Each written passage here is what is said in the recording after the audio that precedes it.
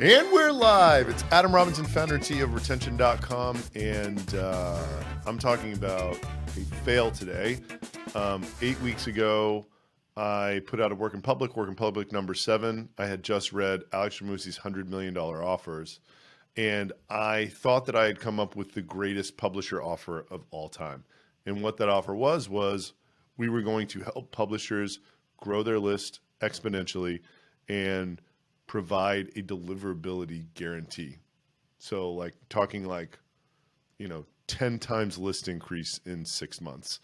And I thought we could do it. We put staff in place to do it. And I was super excited about it. The people we hired were super excited about it. The publisher customers, we talked about it too and onboarded were super excited about it. However, 2 months later, it appeared to not really be working at all. And there's some lessons in here. So there were a couple problems. One, our customers really didn't seem to want to take our deliverability advice, which was like a key part of this. And there's this strange pull towards larger list size because that's how publishers monetize. And it was just very hard for us, to be able to try to get them to slow down. There was another problem where some larger publishers we were dealing with, they just have such a large organization, and the people who were implementing the strategy were different and had different incentives than the executives who loved the strategy. For instance, one publisher, despite our recommendation, which has worked for thousands of customers, of sending a welcome series, they wanted to, explicitly against our recommendation, send an email to someone who did not opt in on the site asking for an opt-in in the email. No one's going to do that.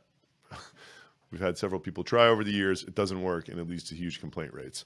So that's just an example. And Diana and I were talking about it last week, and it's just, our e-com business, anybody who looks at it can't say anything but that's one of the best businesses I've ever seen in my life in terms of velocity, unit economics, the whole thing that's going on. The product is fantastic. The customers are beyond excited about it.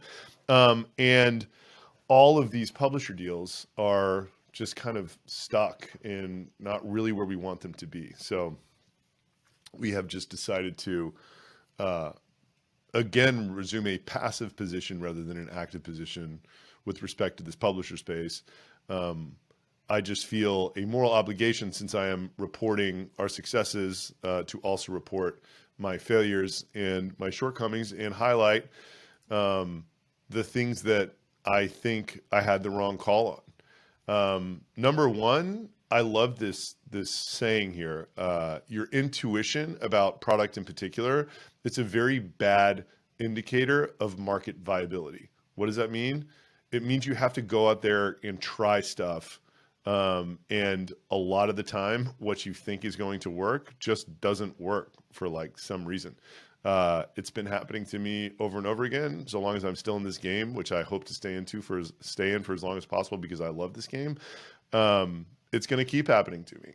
And the idea is to test with as few resources as you can. And then when it is proven that it's not going to work, then, you just got to wrap it up. And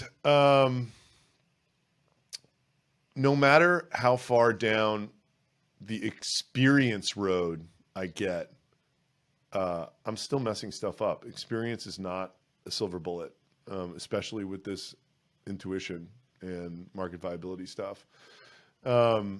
Still getting stuff really wrong, and I'll keep reporting on stuff that I'm getting really wrong. This one was just an epic fail. It's really easy to get excited about a book and an idea, and then you go to try something that sounds awesome, and it blows up in your face. And finally, I think a good lesson for this particular situation is the devil's in the details. The big picture of this offer sounded incredible. We thought that we had the right team in place, namely with Tyler, to be able to handle this. And I kind of thought that there was a small risk that the customers would not behave how we wanted them to, because when shit hits the fan, especially with email reputation. It's kind of like a survival mode, but that actually wasn't quite what happened. It was like they were ignoring us in the opposite way that I expected. They just like wanted to keep going harder and harder, even when stuff sort of didn't look right. Which it just is what it is.